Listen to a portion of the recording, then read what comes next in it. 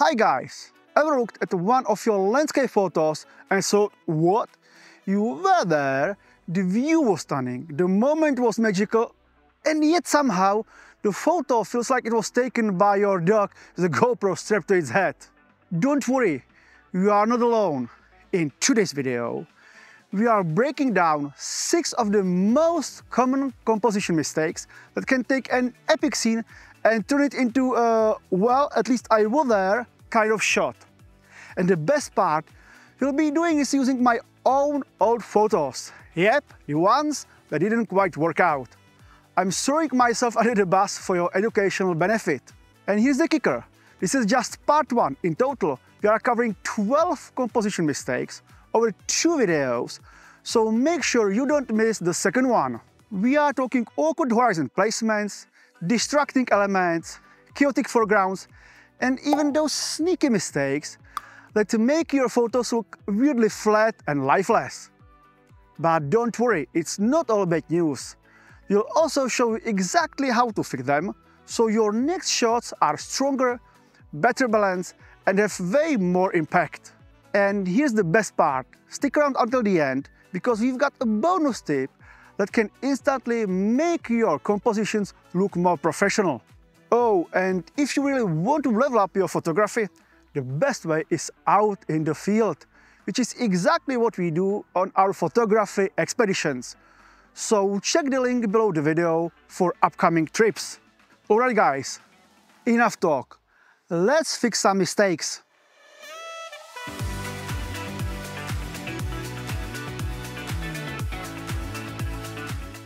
Mistake number 1. Placing the horizon in the wrong spot. A common mistake is placing the horizon dead center, splitting the image into 2 equal halves. Unless you are going, for example, for a reflection shot, it can make your composition feel static and uninteresting. In this case, I'm not even sure what I wanted to show the viewer. The moon in the sky is proportionally too small and the rest of the sky is completely empty. It's a different story if the sky is interesting or plays an important role in the overall composition. In that case, placing the horizon in the middle is not a problem, like in this shot, where the dramatic sky elevates the composition and even frames it from above. That being said, following the classic rule of thirds is usually a good approach, where roughly 1/3 of the frame here is taken up by the sky, 1/3 by the background, and the rest by the foreground. However, don't follow the rule of thirds too rigidly. It's a guideline, not a strict rule, and sometimes a break in it can lead to a stronger composition. Mistake number 2. Cluttered or distracting foreground. A strong foreground can adapt, but too many elements make an image feel chaotic. In some of my shots, I included too many elements in the frame, and instead of leading the viewer into the scene, it just creates chaos. For example, here, autumn colors and fallen leaves usually make an interesting foreground. But here, there are so many leaves, just everywhere, many of them very bright, that the viewer's eye jumps around, unable to focus on the overall image. The fix? Simplify. Identify the most compelling foreground element and let it shine without distractions. Like on the iconic Kuta Cliff Beach in Lofoten. The beautiful, colorful tidal pools, here and here, create a clear and easy to read foreground that naturally leads the viewer's eye into the midground and background. Mistake number 3. Leading lines going nowhere. Leading lines are a powerful tool, but only if they actually lead somewhere. I have seen and taken some shots where lines like paths, rivers or ridges just go over the edge of the frame instead of guiding the viewer into the scene. In this case, the strong leading line is the Misty River here. Unfortunately, it runs straight across the frame, pulling the viewer's eye out of the image instead of leading them into it. So, what does it look like when done correctly? Take this well-known Tuscan composition. the road, and cypress-lined alley naturally guide the viewer through the frame toward the background, and the sun here. Plus the road itself is bright, which further grabs the viewer's attention and helps them move through the scene all the way to the sun on the horizon. So the rule: always check where your lines are taking the eye and make sure they serve the composition. Mistake number 4. Merging elements that should be separate. Let's take a look. Have you ever taken a shot where a tree seems to be growing out of your head? Or a mountain peak that awkwardly merges with the horizon? We call it blending, and it can seriously weaken an otherwise strong composition. In this case, some treetops, here, are touching or coming too close to the horizon, which creates an unwanted visual distraction. So when composing your shot, take a moment to adjust your position to ensure that key elements don't awkwardly overlap.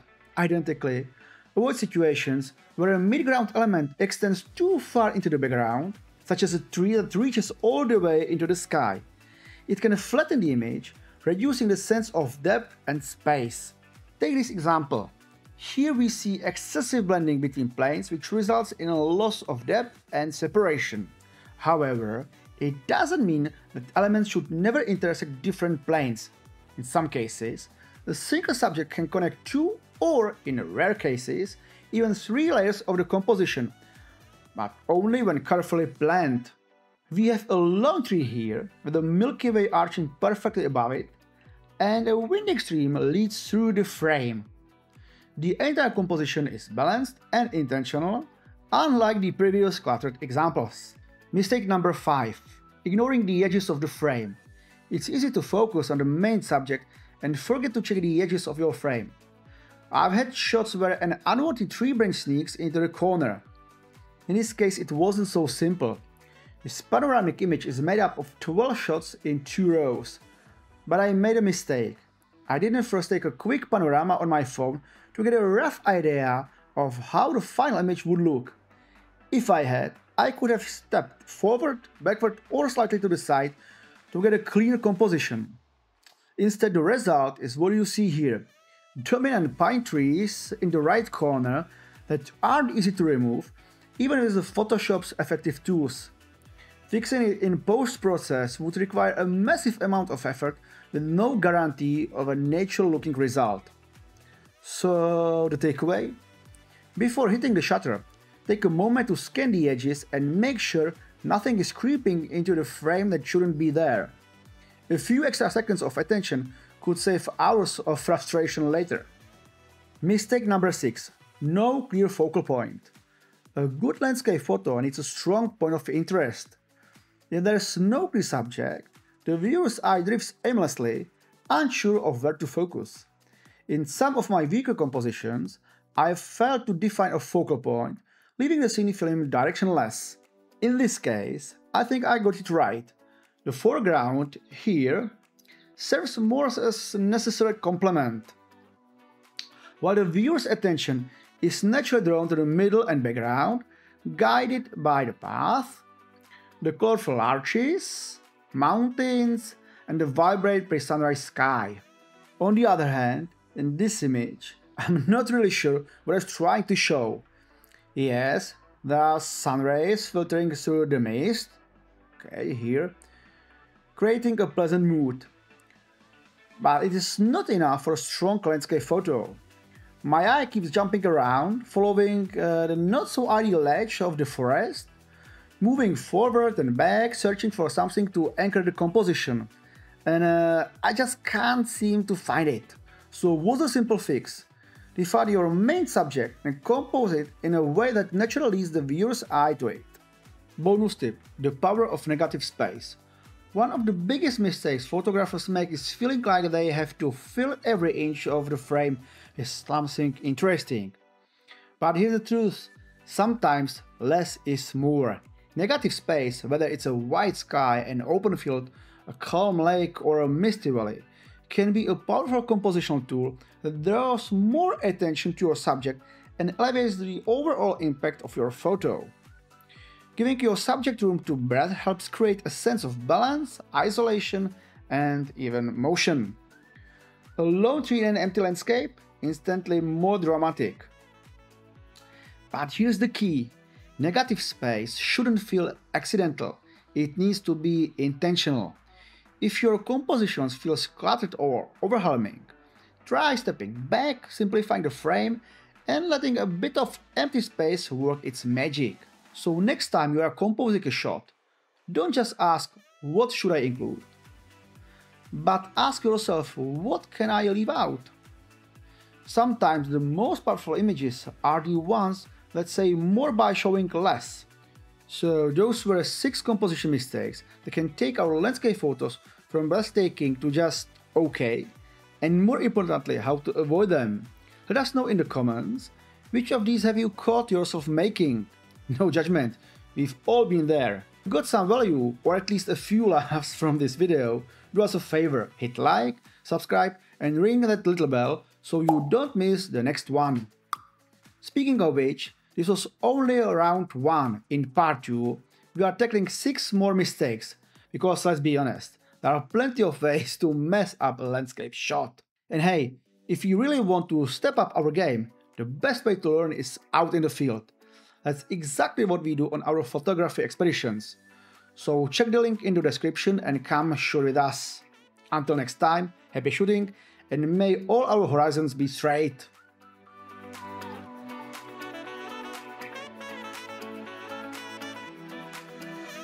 By the way, have you heard that you can join us on our exclusive photography expeditions to Lofoten and Iceland? If you want to know more, check the link below.